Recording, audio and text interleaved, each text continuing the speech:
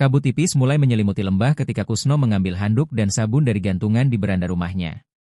Hari itu seperti hari-hari lainnya di desa Karanganyar, sebuah permukiman terpencil yang terletak di antara perbukitan dan sungai yang mengalir tenang. Namun, malam ini akan menjadi malam yang mengubah segalanya. Mau mandi lagi, Pak? Tanya istrinya, Siti, dari dapur.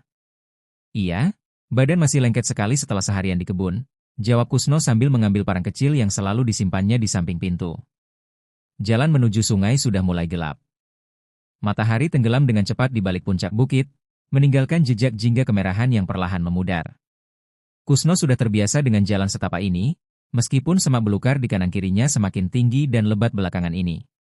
Musim hujan membuat segala sesuatu tumbuh dengan subur, termasuk ilalang dan rumput gajah yang tingginya hampir mencapai dada.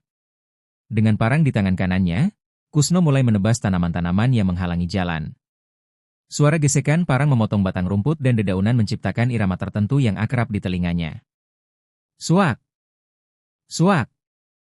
Setiap tebasan membersihkan sedikit demi sedikit jalannya. Tiba-tiba, saat ia mengayunkan parangnya ke arah semak yang sangat lebat, ada sensasi aneh yang terasa di tangannya. Bukan seperti memotong batang tanaman biasa, melainkan seperti mengenai sesuatu yang lebih padat, tapi lunak. Terdengar suara letupan kecil dan erangan lembut yang hampir tak terdengar. Kusno berhenti sejenak, mencoba menatap ke arah semak yang gelap. Anjing siapa lagi yang sembunyi di sini? Gumamnya, mengira mungkin ada hewan yang terluka oleh tebasan parangnya. Setelah memastikan tidak ada sesuatu yang tidak biasa, ia melanjutkan perjalanannya ke sungai. Di balik semak yang baru saja ditebasnya, sesuatu yang kecil dan gelap bergerak-gerak tak beraturan sebelum akhirnya diam. Sungai terlihat tenang dan jernih ketika Kusno tiba. Bulan purnama mulai muncul, memberikan cahaya keperakan yang memantul di permukaan air.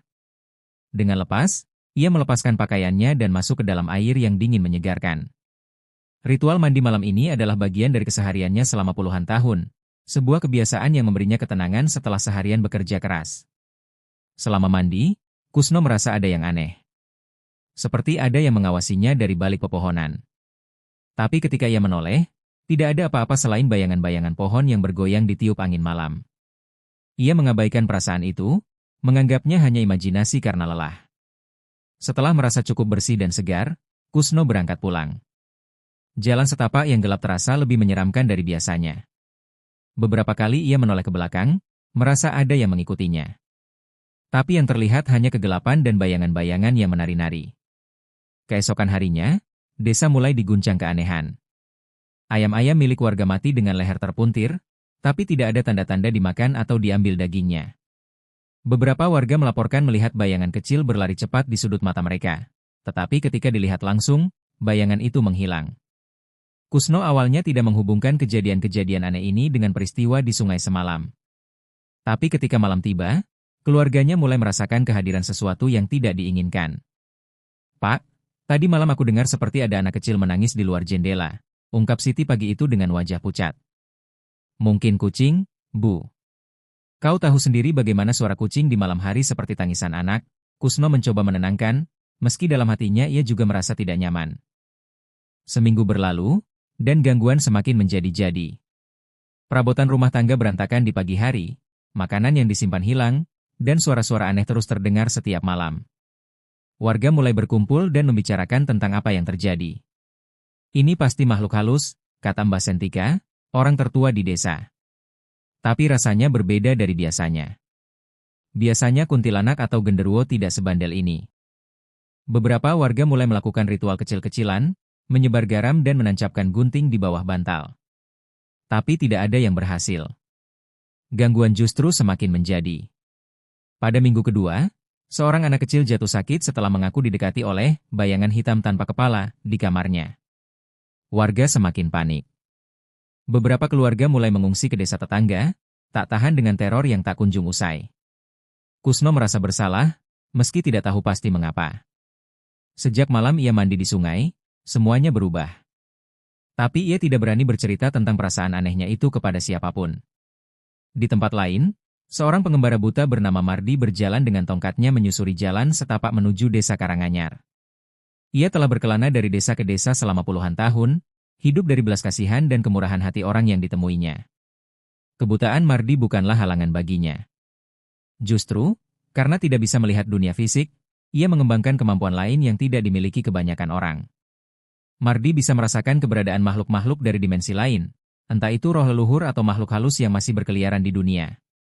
Hari itu, saat ia mendekati sungai di pinggir desa Karanganyar, Mardi merasakan energi aneh yang sangat kuat. Ia berhenti dan duduk di tepian, mencoba memahami apa yang dirasakannya. Ada yang terpisah, bisiknya sendiri. Sesuatu yang seharusnya menyatu, tapi terpisah.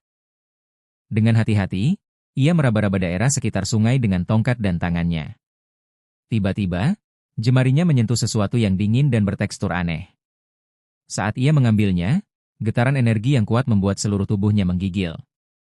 Di tangannya tergeletak kepala tuyul yang terpisah dari badannya. Dalam pandangan batinnya, Mardi bisa melihat jelas wujud makhluk kecil itu dengan mata merah menyala dan gigi runcing. Kepala itu masih hidup, matanya berkedip-kedip, dan mulutnya komat-kamit mengeluarkan kutukan-kutukan yang tidak terdengar. Jadi ini sumber masalahnya, gumam Mardi. Kau terpisah dari badanmu, ya?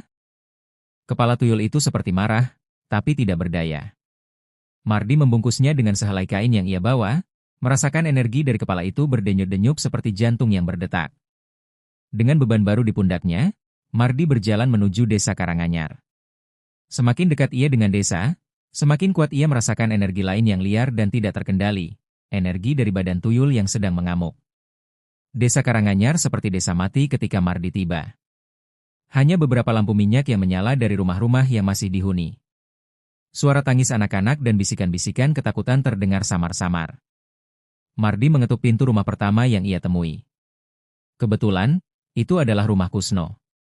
"Permisi, ada orang rumah?" panggil Mardi. Kusno membuka pintu dengan hati-hati. Melihat seorang pengembara buta di depannya, ia merasa iba. "Silakan masuk, Pak. Hari sudah malam, lebih baik tidur di sini saja." "Terima kasih, saudara. Namaku Mardi," kata pengembara itu sambil memasuki rumah. Siti menyiapkan makanan sederhana untuk tamu mereka. Selama makan, Mardi bertanya, desa ini terasa tidak tenang. "Ada sesuatu yang mengganggu, bukan?" Kusno dan Siti saling memandang. Akhirnya, dengan suara bergetar, mereka bercerita tentang semua kejadian aneh yang telah terjadi selama beberapa minggu terakhir. Mardi mengangguk-angguk. "Aku tahu penyebabnya. Ada makhluk halus yang terpisah, kepalanya ada di sungai, dan badannya ada di sini. Badan itulah yang mengamuk karena kehilangan kepalanya." Kusno tiba-tiba teringat peristiwa di sungai beberapa minggu lalu. Dengan gemetar, ia menceritakan tentang sensasi aneh saat menebas semak dan perasaan tidak enak sejak saat itu. "Jadi tanpa sengaja, kau telah memenggal kepala tuyul," kata Mardi.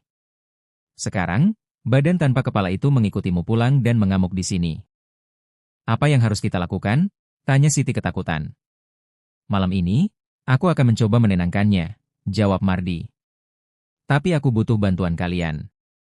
Malam itu, ketika bulan mencapai puncaknya di langit, Mardi meminta semua warga yang masih berada di desa untuk berkumpul di rumah Kusno. Dengan suara tenang, ia menjelaskan apa yang akan dilakukannya. "Saat badan tuyul itu muncul, jangan panik. Biarkan aku yang menanganinya," pesannya. Tidak lama setelah tengah malam, angin mulai berhembus kencang, membawa hawa dingin yang menusuk tulang. Bayangan kecil mulai terlihat bergerak-gerak di antara pepohonan, mendekati rumah Kusno. Warga yang berkumpul inside rumah gemetar ketakutan. Melalui jendela, mereka bisa melihat sosok kecil tanpa kepala itu berjalan tidak karuan, terkadang merusak apa saja yang dilewatinya. Mardi dengan tenang berdiri dan keluar rumah. Dengan tongkatnya, ia berjalan menuju bayangan itu. "Berhenti," seru Mardi dengan suara berwibawa. Badan tuyul itu berhenti sejenak, seperti terkejut ada yang berani menghadapinya. "Kenapa kau mengganggu ketenangan warga di sini?" tanya Mardi. "Padahal bagian kepalamu ada di sungai. Kau terpisah dari dirimu sendiri." Badan tuyul itu seperti marah, bergerak tidak menentu, mendekati Mardi dengan ancaman. Tapi Mardi tidak gentar. "Dengarkan aku," kata Mardi dengan suara lembut tapi tegas. "Aku membawa kepalamu. Aku bisa menyatukan kalian kembali, tapi dengan syarat kau berhenti mengganggu desa ini." Dari dalam kain, Mardi mengeluarkan kepala tuyul yang masih hidup. Begitu badan tanpa kepala itu melihat kepalanya, Ia menjadi sangat excited, melompat-lompat dengan cara yang aneh. Mardi meletakkan kepala tuyul di tanah. Dengan kekuatan batin yang dimilikinya, ia memanggil kedua bagian itu untuk bersatu. Cahaya kehijauan tiba-tiba muncul, menyelimuti kepala dan badan tuyul tersebut. Perlahan-lahan, kedua bagian itu mulai menyatu. Proses penyatuan itu tidak mudah.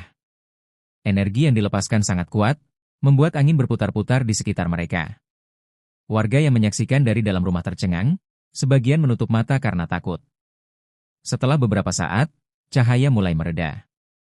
Di tempat yang tadi terdapat kepala dan badan terpisah, sekarang berdiri satu tuyul utuh, lengkap dengan kepalanya. Tapi berbeda dari ekspektasi semua orang, tuyul itu tidak lagi terlihat mengerikan. Wajahnya justru terlihat lega dan berterima kasih.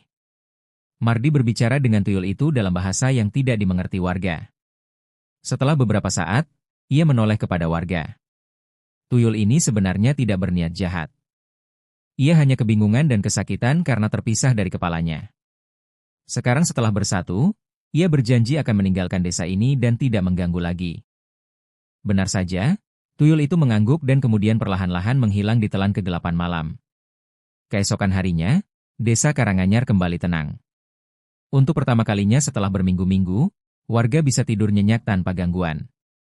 Sebagai rasa terima kasih, warga mengumpulkan sedikit uang dan makanan untuk Mardi. Tapi pengembara buta itu menolak dengan halus. Aku hanya melakukan apa yang harus kulakukan, katanya. Jagalah selalu keseimbangan antara dunia kalian dan dunia mereka. Kadang, gangguan terjadi karena ketidaksengajaan, seperti yang dialami Kusno. Sebelum pergi, Mardi berpesan kepada Kusno, lain kali kau pergi ke sungai di malam hari, lebih hati-hati. Dunia ini penuh dengan makhluk yang tidak selalu kita pahami. Kusno mengangguk, belajar pelajaran berharga dari pengalaman itu. Seiring berjalannya waktu, kehidupan di desa Karanganyar kembali normal. Tapi cerita tentang pengembara buta yang menyelamatkan desa dari tuyul tak berkepala menjadi legenda yang diceritakan turun-temurun.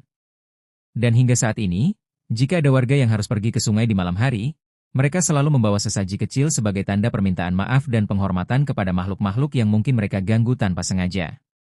Kadang-kadang, di malam bulan purnama, orang masih bisa mendengar suara tawa kecil dari kejauhan, tapi sekarang, suara itu terdengar bahagia, bukan lagi mengganggu. Sebuah pengingat bahwa di dunia ini, ada banyak hal yang tidak kita pahami, tetapi dengan sikap hormat dan pengertian, kedamaian selalu mungkin untuk dicapai.